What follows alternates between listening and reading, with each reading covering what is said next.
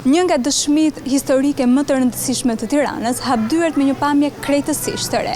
Pas restaurimit, mozaiku i Tiranës vjen jo vetëm si një monument i shpëtuar prej kohës, por si një eksperiment mes historisë dhe teknologjisë për t'i sjellë kështu vizitorëve një tjetër atraksion turistik dhe kulturor në kryeqytet.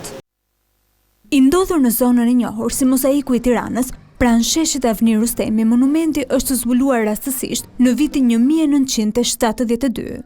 Ai përfaqëson mbetje të një vile romake e ndërtuar rreth shekujve 3-4 para Krishtit, e cila më vonë u përshtat si një bazilik paleokristiane. Pikërisht, mozaikët dekorativ të dyshemes dhe muret e ruajtura dëshmojnë vazhdimsinë e jetës në këtë zonë që në antikitet.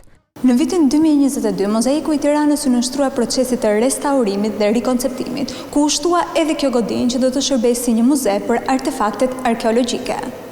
Sot, ai transformohet në një hapësirë moderne interpretimi, ku vizitorët nuk mjaftohen vetëm duke parë rënojat, por mund të zbulojnë mënyrën se si ka qenë dikur vila romake që fshihej nën to.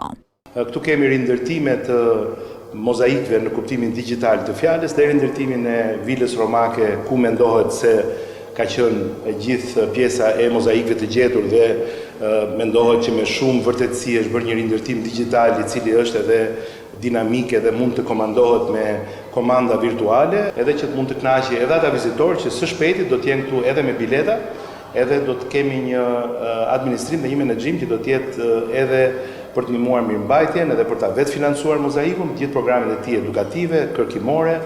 Instalacionet digjitale interaktive i ofrojnë publikut mundësinë të eksplorojë historinë në një mënyrë të re, ku teknologjia nuk konkuron monumentin, por ndihmon në leximin dhe kuptimin e tij.